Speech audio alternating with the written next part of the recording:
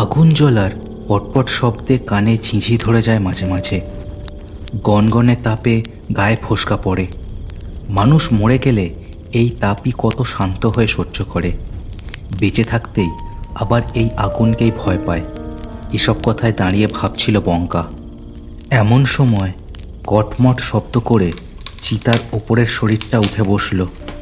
সঙ্গে সঙ্গে হাতের বাঁশ দিয়ে একটা ঘা মেরে শুয়ে দিল সে ওটাকে। চিতায় মরা পড়লে এ খুব সাধারণ দৃশ্য। আগে তারও গা ছমছম করত, এখন সব বুঝে গেছে। অদূরেই একখানা চালা ঘর তার, ওটাই তার আস্তানা আর শেষ সম্বল। তারই দাওয়ায় বসে আছে হঠাৎ বুড়ো। হঠাৎ হঠাৎ আগমন হয় বলে তার এই নাম ছড়িয়েছে গ্রামে। ও খুড়ো, বলে বসে বসে ঘুমাও নাকি গো? আর ঘুম ঘুম আর আজকাল আসে না রে বাপ। চিন্তা, বুঝলি, চিন্তা, দুশ্চিন্তাও বলতে পারিস। তোমার আবার কিসের চিন্তা? দিব্যি একা আছো, সব চুকে বুকে গেছে। না আছে সংসার, না আছে। সিনেমার হিরোদের মতো ডায়লগ দেওয়া বন্ধ কর দেখি। তা বলি আর কতক্ষণ ওই আগুনের সামনে অমনি করে দাঁড়িয়ে থাকবি? চামড়া যে পুড়ে আবলুস হয়ে যাবে। বঙ্কা কোনো উত্তর দিল না। হাতের বাঁশ দিয়ে চিতাটাকে আরও একবার খুঁচিয়ে দিল সে। এই লাশটা আজ তাদের এই শ্মশানের দক্ষিণের বাঁওড়ের ধারে পড়েছিল। কার কে জানে। গ্রামের লোকজন কোনো রকমে চিতায় তুলে দিয়ে সরে পড়েছে, আর সব দায় ঘাড়ে এসে পড়েছে এই বঙ্কার। এমন সময় আঁধারে দূরে লণ্ঠনের আলো আর লোকজনের গলার আওয়াজ পাওয়া গেল। কারা যেন খুব হন্তদন্ত হয়ে বঙ্কার কুঁড়ের দিকে হেঁটে আসছে। কয়েক মিনিটের মধ্যেই গ্রামের নবু আর জগৎ এসে দাঁড়ালো। কি হলো গো নবুদা, এমন সময় তোমরা সব এখানে? দেহটা তো এখনো পুরো জ্বলেনি গো। আরো 1 ঘন্টা পরে আসো, বুঝলে? এ তো বড় কথা বলে দেখি, সেজন্য আসিনি রে হতভাগা। ওই পাঁড়ের ধারে আবার একটা দেহ পাওয়া গেছে, বুঝলি? এবার অচেনা নয়, নীলকান্তর দেহ ওটা। তোরে বিপিনবাবু রাখতেছে ওখানে।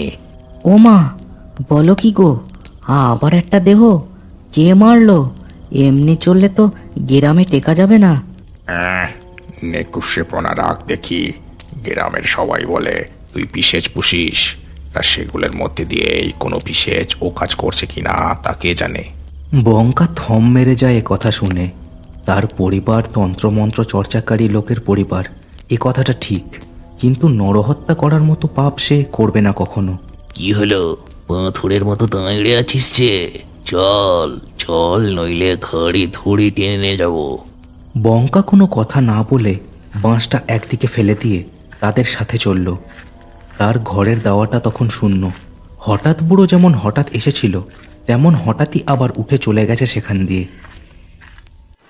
বাঁওড়ের ধারে যখন বঙ্কা, জগৎ আর নবু এসে দাঁড়ালো, দেখল মেলা লোকের ভিড়। সবাই নিজেদের মধ্যে গুজগুজ করছে, সবার মধ্যেই ভয়। বাঁওড়ের ধারে নীলকান্ত ঘাড় গুজে পড়ে রয়েছে, দেহটা প্রায় বিকৃত হয়ে গেছে।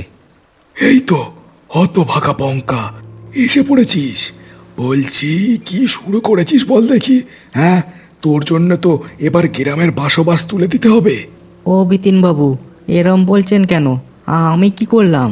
হ্যাঁ, ভেস্টামো হচ্ছে। তোর পোষা ওই যে পিশাচের দল, তারাই তো গ্রামে মানুষ মারছে, আর বলছিস তুই কিছু জানিস না? আমি কিছু জানি না গো ও বিপিনবাবু। আর আমি পিশাচ পুষবো? কি যে বলো! আমার বাপ দাদা তন্তর মন্তর করতো, কিন্তু আমি যে সাধারণ ডোম, আমি যে এসবের কিছুই বুঝি না গো। চুপ! ওসব ছেঁদো কথায় জল গলবে না, বুঝলি? গ্রামের সব লোক চায় তুই এ শ্মশান ছেড়ে অন্য কোথাও চলে যা। কি তোমরা সব তাই চাও তো? বিপিনবাবু গ্রামের সেখানকার লোকেদের এ প্রশ্ন করলেও কেউ হ্যাঁ না তেমন কিছুই বলল না। কিন্তু নীলকান্তর এমন মর্মান্তিক মৃত্যুতে সবাই যে বেশ ভয় পেয়েছে তাতে কোনো সন্দেহ নেই। বুঝেছি, সবাই বুঝবে। আজ নীলকান্ত মরেছে, কাল অন্য কেউ মরবে, বুঝলে?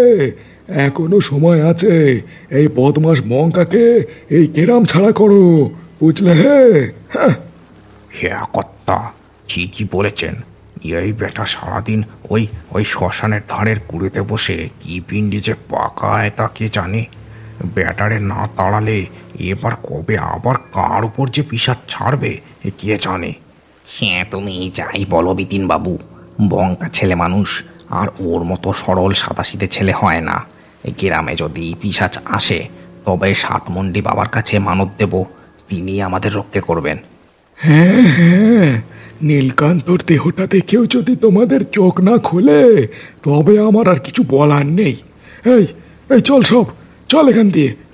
বিনীত আর তার দলবল এরপর হুড়ুম দাড়ুম করে সে স্থান ছাড়ল। গ্রামের লোক সকলে মিলে নীলকান্তের দেহটা সৎকারের জন্য আলোচনা শুরু করলো। এই নিয়ে দুটো অকাল মৃত্যু ঘটল এই লেবুতলিতে। সকলের মনেই দুশ্চিন্তা আর ভয় বাসা বাঁধছে। প্রায় অনেক রাতে নীলকান্তের দেহ চিতায় চড়ল।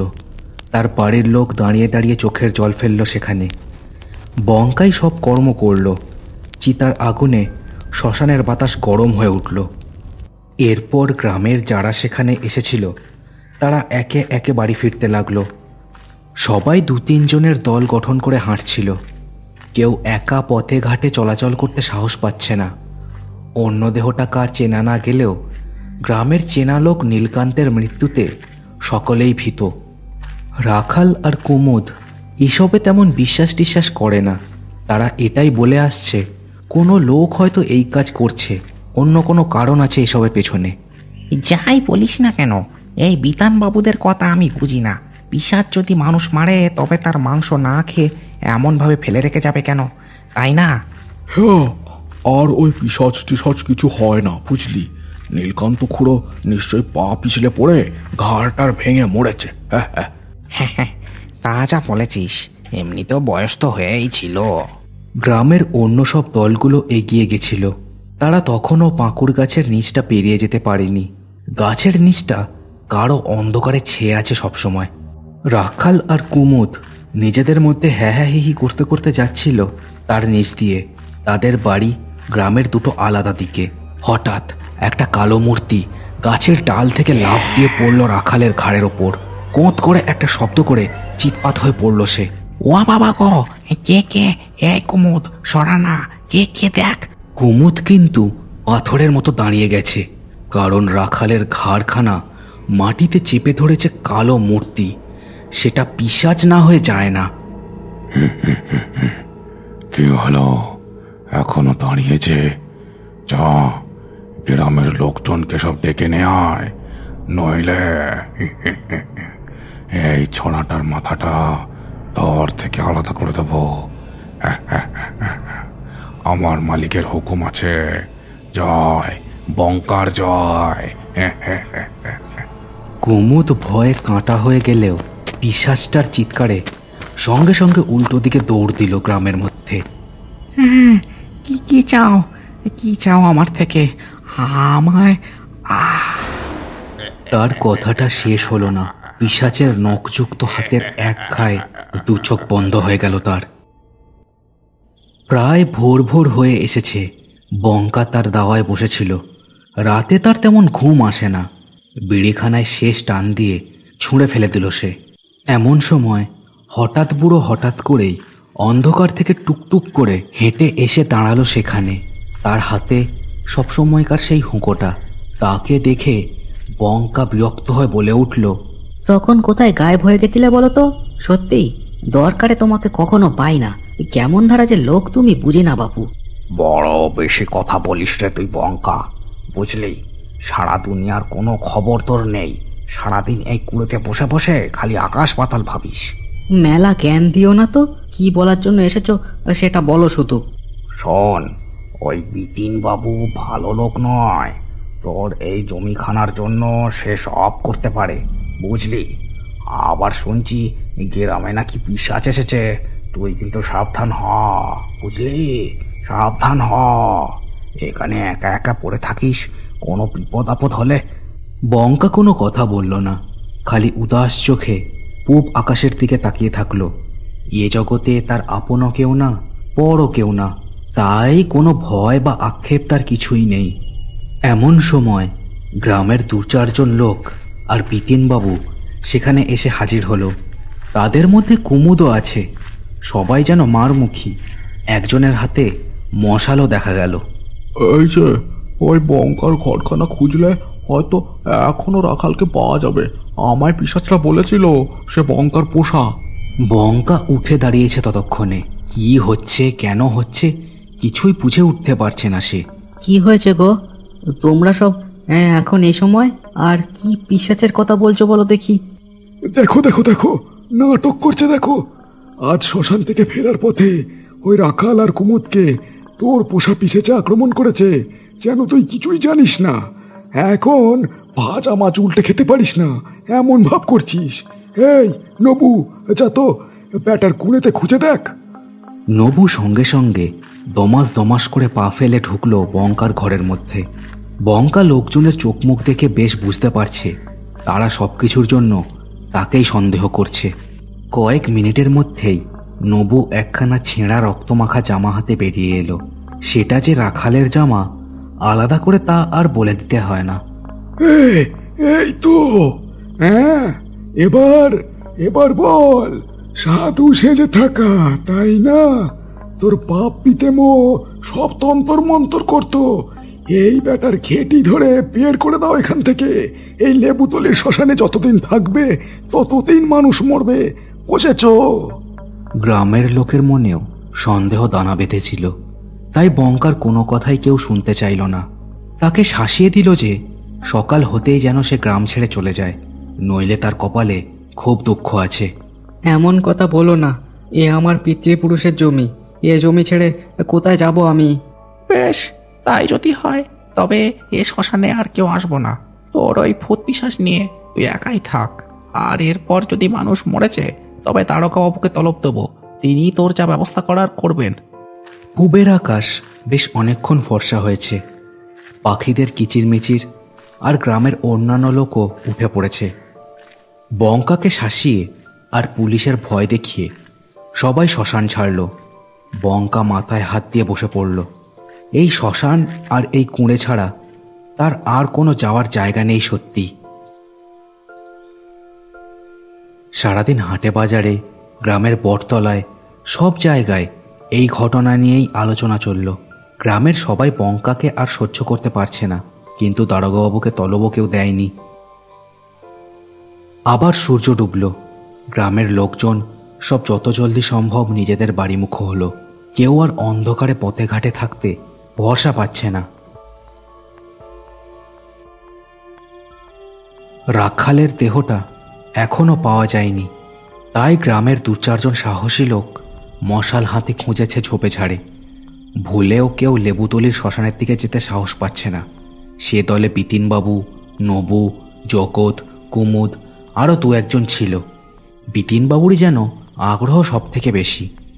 না, এভাবে হবে না, বুঝলে? রাখালের দেহ যে ওই ব্যাটা বঙ্কা কোথায় লুকিয়েছে কে জানে। আর কেন যে তোমরা আমার কথা শুনছো না সেটাও বুঝছি না। সেখানে খোঁজ করা সবাই এবার বিপিনবাবুর দিকে ঘুরে তাকালো। তার চোখে মুখে অদ্ভুত এক নৃশংসতা আর শেয়ালের মতো ধূর্ততা খেলা করছে। তো কি করতে বলছেন আপনি? এ যে ভূত পিশাচের কাণ্ড, তান্ত্রিক ওঝা ছাড়া আমরা কি করব বলুন দেখি? অত কথা বলিস কেন? নিশ্চয়ই বিপিনবাবু ভেবে চিন্তেই কথাটা কয়েছেন। উনি তো আর গ্রামের খারাপ চাইবেন না। হ্যাঁ ঠিক। দেখো, আমি বললে তোমরা হয়তো ভাববে আমি ওই বঙ্কার জমি চিড়ে দখল করার জন্য এসব করতে বলছি, কিন্তু সেসব না।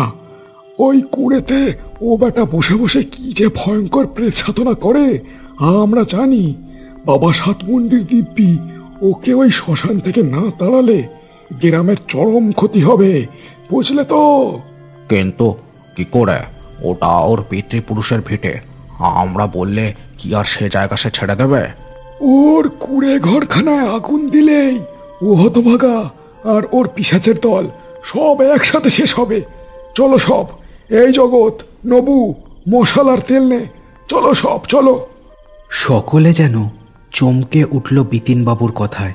কিন্তু পিশাচের ভয় যেন তাদের এই নৃশংস কাজ করার আগের স্বাভাবিক চিন্তাভাবনা শেষ করে দিয়েছে। বাঁওড়ের ধার দিয়ে তাদের দলখানা যুদ্ধের সৈনিকদের মতোই এগিয়ে চলেছে। গ্রামের আরও দু একজন যোগ দিয়েছে তাদের এই দলে। কেউ কেউ সাতমন্ডি বাবার নাম ধরে জয়ধ্বনিও দিচ্ছে। লেবুতলির বাতাস যেন থমকে গেছে মানুষের পায়ের শব্দে। ঘরের দাওয়াতে হেলান দিয়ে বসেছিল বঙ্কা।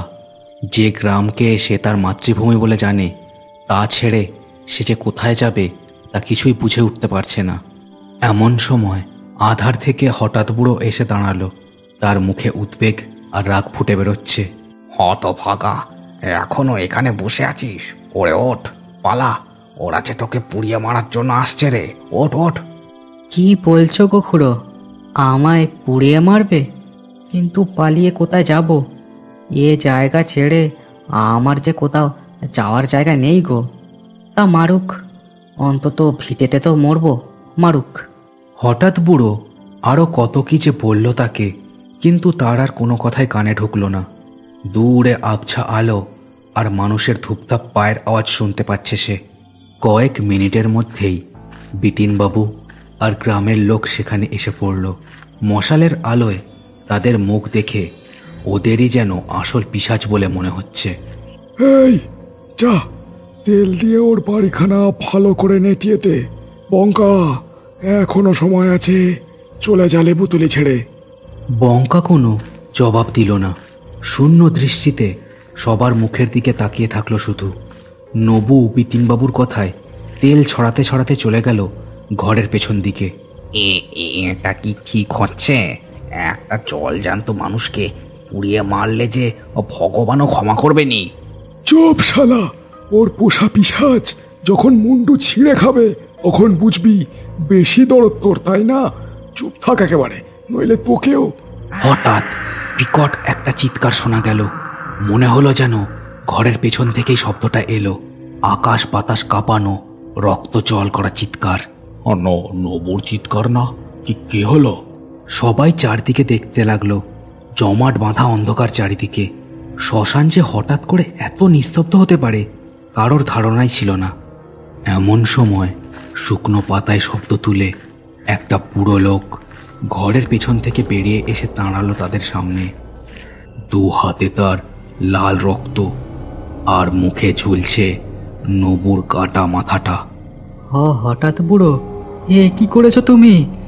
হঠাৎ বুড়ো মুখ থেকে নবুর মাথাটা ফেলে দিল। তারপর ঘুরে তাকালো তার দিকে, দু চোখে আগুন রঙা দৃষ্টি।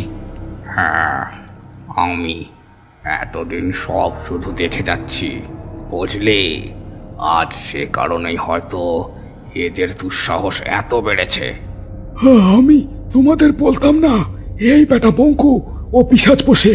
দেখলে তো, দেখলে তো। পিশাচ? পিশাচ কাকে বলে দেখ রে এবার।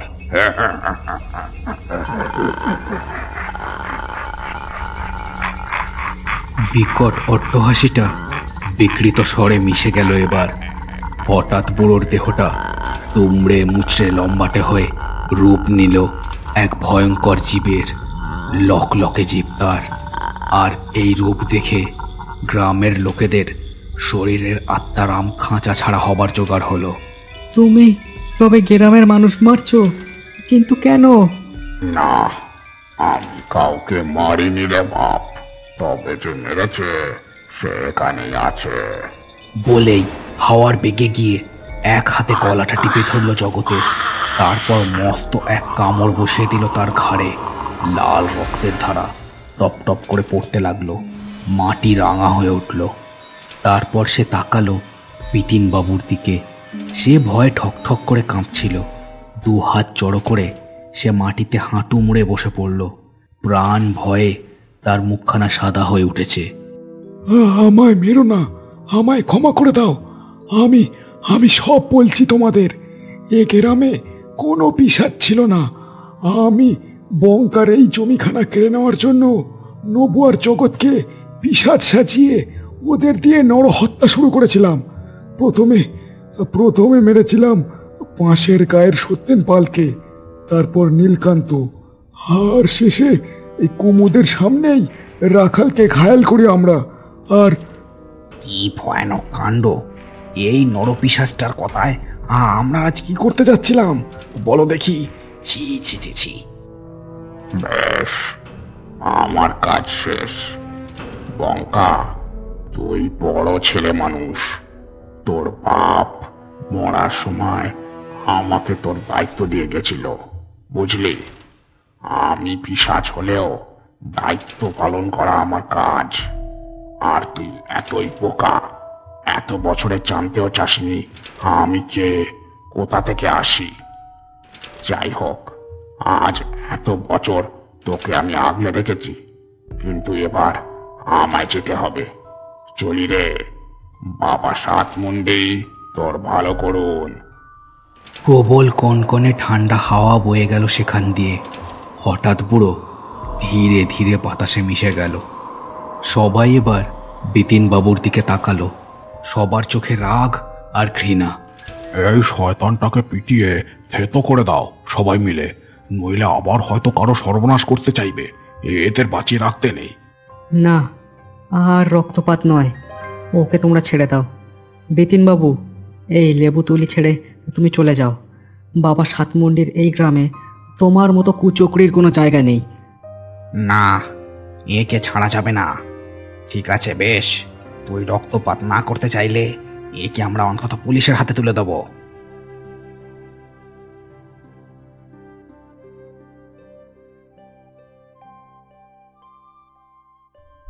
জীবনে ষড়যন্ত্রকারীদের থেকে বেঁচে থাকাটা খুব দরকারি, তাই ষড়যন্ত্র পাকাবেন না, ষড়যন্ত্র পাকাতে দেবেন না। যাই হোক, আজকের গল্পটা কেমন লাগলো সেটা আমায় কমেন্ট করে জানাতে ভুলো না।